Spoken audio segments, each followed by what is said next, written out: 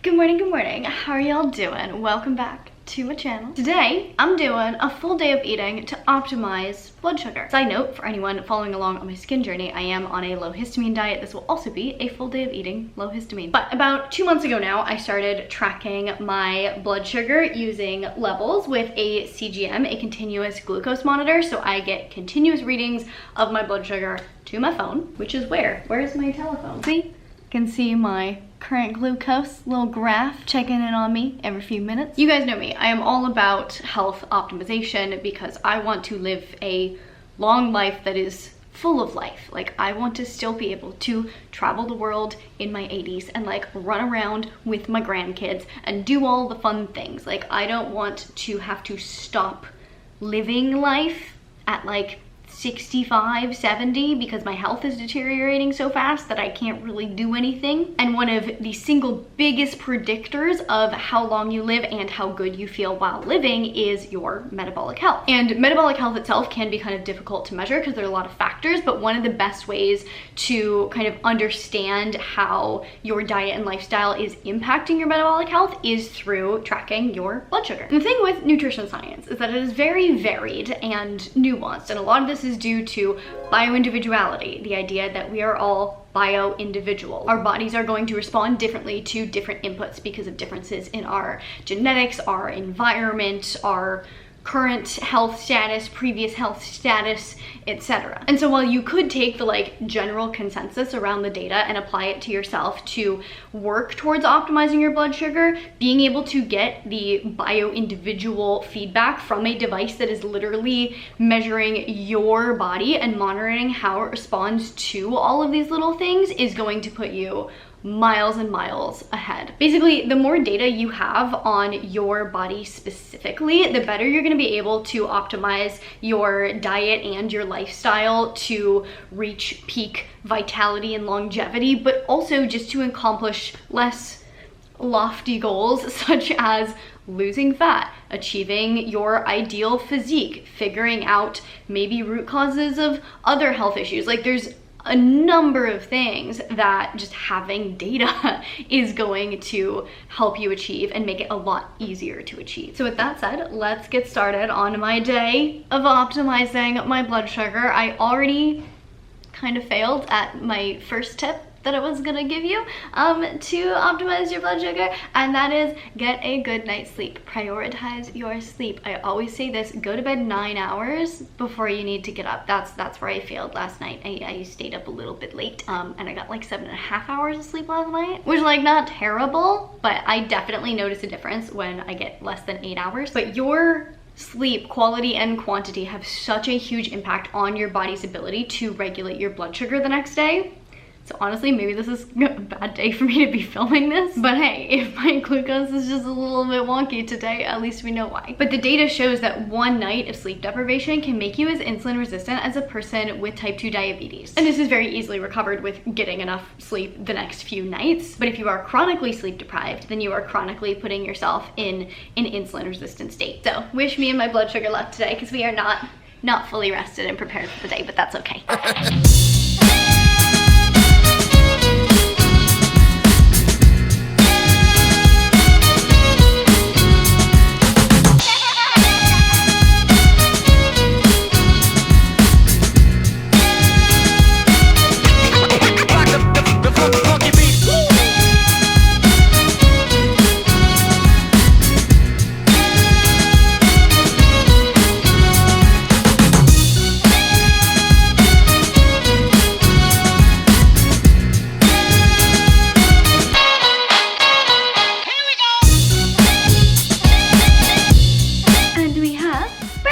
Really sad because Whole Foods has been like out of stock of blueberries and blackberries for the last like week or two. Why? Give me my berries. I don't pay Southern California rent to not get Southern California food. And this meal exemplifies my next big tip when it comes to keeping your blood sugar levels stable, and that is fiber. Between the massive amount of chia seeds other seeds and raspberries in here, there's a good amount of fiber. Fiber essentially just adds bulk, which slows digestion and thus slows the absorption of any sugar, carbs that are in your meal into your bloodstream. And so your body's gonna be much more equipped to deal with a gentle rise rather than like a huge spike. I've been having basically this exact breakfast every day for the last few days and using my CGM, and I was actually very pleasantly surprised at how well my body responds to this blood sugar wise. Like, it stays relatively stable even though there's not a lot of protein in this. It's just really hard on a low histamine diet to have any sort of breakfast food that has protein in it. If I wanted protein, I'd have to just eat like chicken for breakfast, which I don't really want to do. And this is an important note for this video, is because I am on a low histamine diet, my diet is relatively restricted. And so if I were literally, if my only goal were to optimize my blood sugar for the day, I would probably eat differently than I'm going to eat today. Like, I'd probably have, you guys know me, I love a good egg breakfast. I'd probably have like 4 eggs with cheese and bacon and maybe some light kale or something. But alas, I am not eating eggs right now, so this is what we got.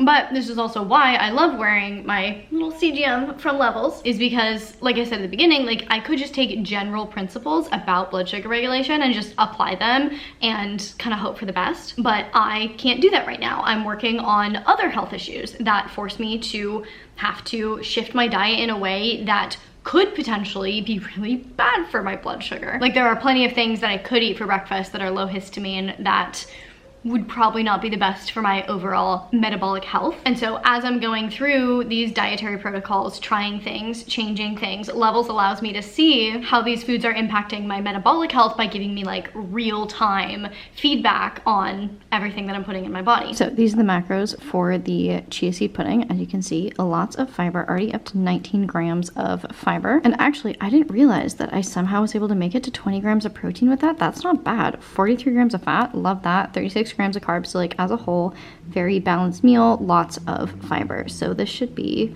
really good for the blood sugar. Just need to fix the time. So something that I've been experimenting with when it comes to my blood sugar is, after eating, doing my like chores that require more activity. So just kind of like planning my day that way, just to take advantage of movement that I would already be doing during my day and just using it a little bit more strategically. So just finished my breakfast, then I made my bed, tidied up my room. I still have a little bit of tidying to do. Getting in just like a little bit of movement after you eat is really helpful for helping your body just burn through the glucose that you just consumed, rather than letting it all go straight into your bloodstream. And it's not like I'm adding extra movement to do this. I'm not like, you know, eating and then going and running to like burn off the glucose. I'm just rearranging my day a little bit to use movement that I would be doing anyway, just a little bit more strategically. I'm being so productive right now. I'm getting so much work done. It's fantastic.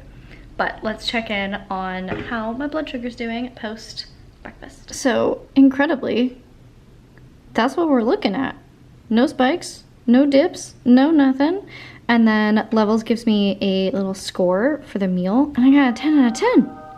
That's a miracle. And just for funsies, this was actually a couple days ago. I had the exact same breakfast, except I added probably twice as much oats and a tablespoon of honey and maybe a few more berries, I don't know. But it gave me an 8, even though I went for like a, I don't know, 10-minute walk. Oh no, I was just like pacing around the backyard. So I put that in there. But I only had an 8 because my glucose did go up to, what, 125? I mean, I'm not that surprised, but it is really interesting to just see how much of a difference a tablespoon of honey added to that breakfast and a couple more oats added to that breakfast makes. So if you guys are interested in getting hyper personalized data like this about your metabolic health, as well as the in-depth analysis that you can get through the Levels app, right now Levels is offering you guys 2 additional free months when you sign up for the Levels annual membership. If you go to my link, levels.link/FitAndNerdy, I'll leave that down in the description box below. I don't know how much longer they're gonna let me offer you guys this offer, so I do recommend taking advantage of it. There's really nothing more powerful when it comes to your health and fitness than having data that is specific to you and your body, and particularly having it in real time. So check it out, link down below.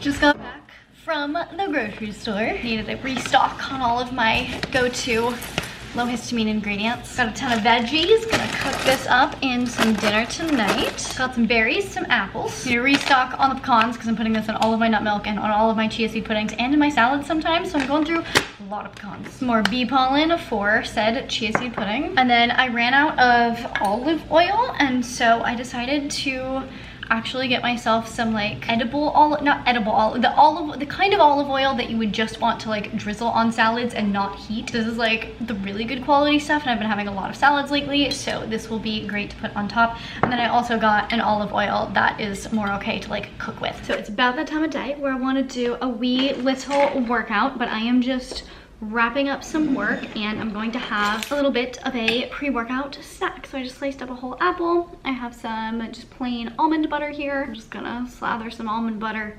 on the apple as I eat it. Another big tip for managing blood sugar is to not have naked carbs. So an apple by itself, pure carb, also decent amount of sugar in it, but adding something that has a little bit of protein, a little bit of fat is going to help slow the absorption of the glucose into my bloodstream, which is just going to make it more manageable for my body. It is now time for a little exercise, which actually brings me to my next tip for blood sugar stabilization, and that is, first of all, to exercise regularly. Regular exercise improves insulin sensitivity, but particularly exercising after a higher glucose meal, which kind of what I just had, considering an apple is like pure carbs. But again, this is where you can kind of just like rearrange your life around this goal and not necessarily add more, just do things a little bit differently. So like if you're looking for the optimal time to work out, maybe it is going to be after breakfast, after dinner, after lunch, whatever obviously works for you and your schedule. But if you're really trying to optimize your insulin sensitivity, then putting it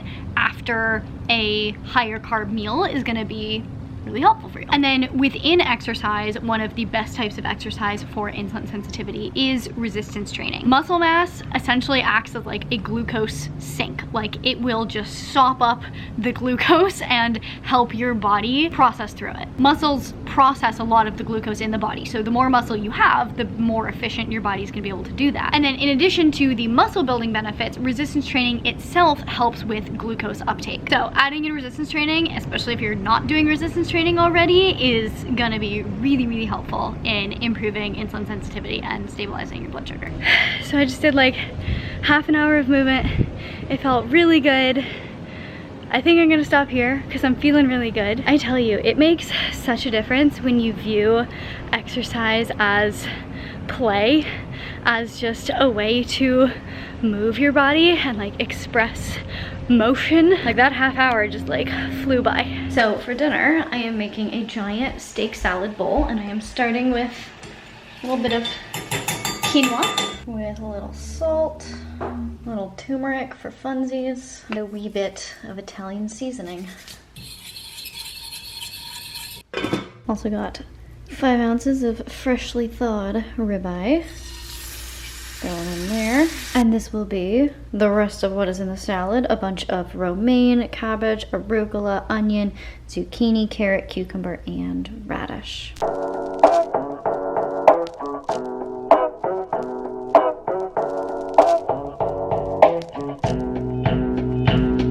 And this is dinner. I can't believe I almost forgot the most important part, the olive oil.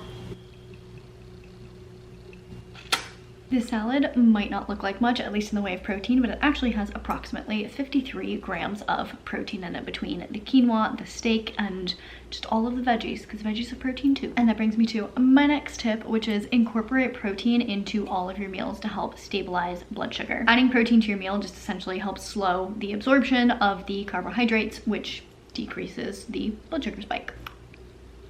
So it's times like this when I would normally say screw perfect blood sugar for the day and have a little bit of dessert. If I were trying to still like have optimal blood sugar levels and everything and have dessert, I'd probably have a little bit of dark chocolate, which, you know me, that's my go-to. I love a little dark chocolate for dessert, or milk chocolate. I really do like milk chocolate too. I cannot have chocolate on a low histamine diet. So I think that means that tonight my dessert shall be some mint and hibiscus tea. Yay! Adding some salt for electrolytes. Also, for anyone watching who's curious about what I eat in a day on low histamine, I did have one of these earlier that had, I think it was nettle tea and hibiscus tea. Nettle is really good for a low histamine diet because it essentially functions as an antihistamine and helps reduce histamine in the body. And then hibiscus is mast cell stabilizing and has quercetin in it, which is also a natural antihistamine. And you might have been thinking at some point during this video, like, Marissa, this seems kind of obsessive, like you're trying to be literally perfect. First of all, day to day, I'm not literally trying to be perfect. I'm doing this for the sake of the video to see if I can. Second of all, this is basically my normal diet anyway. It's not like I'm making like huge drastic changes to try to be perfect. I'm kind of just eating my normal diet and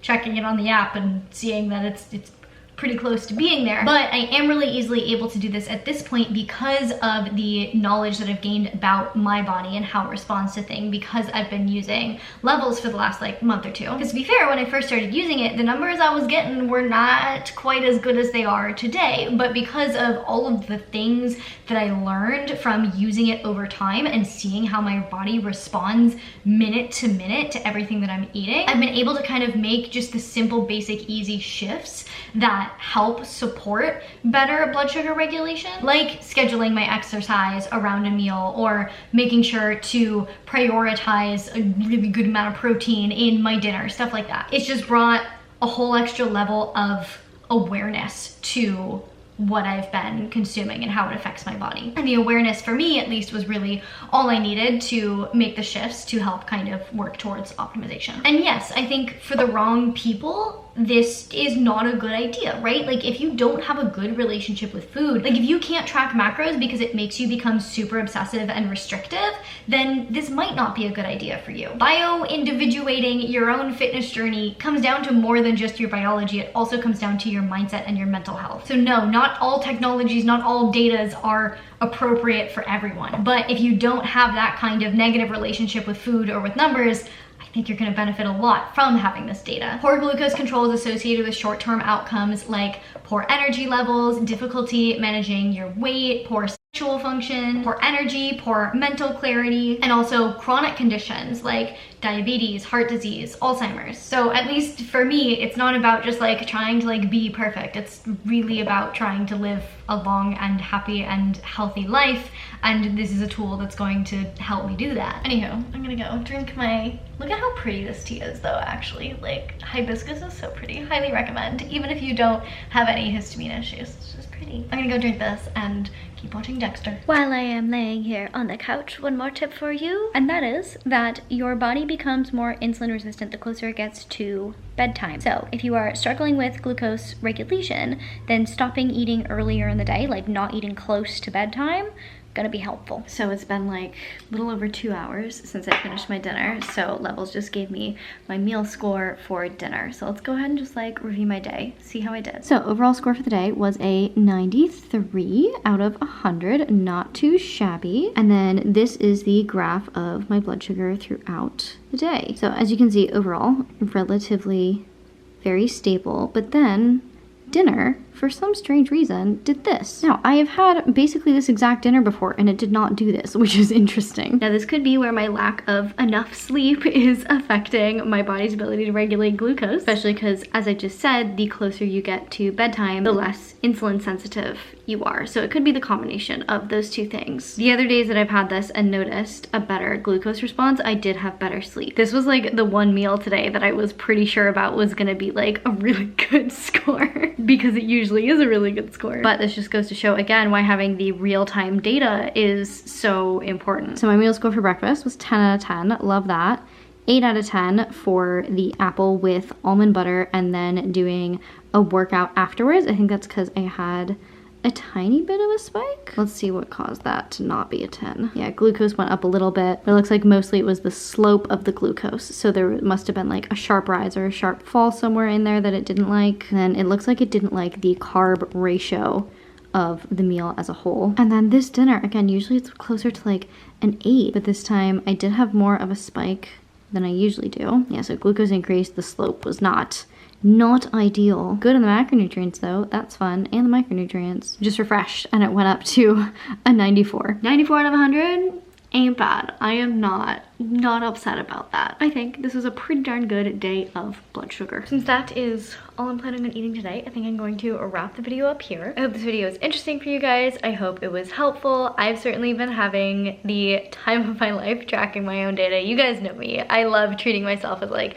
an N=1 experiment and just learning as much as I can about my body. Do make sure you check out Levels at levels.link/fitandnerdy and get yourself 2 additional months for free when you sign up for the annual membership. Again, link down in the description box below. If you liked this video, please give it a big thumbs up. It really does support me and my channel. I really genuinely appreciate it. Please share this video with your friends, your family, your fitness buddies. If you want to see more content from me all about health and fitness, you can check it out over here. To see future videos, make sure you hit that subscribe button, hit the little notification bell so you get notified when I post a video, and I will see you very soon. Bye!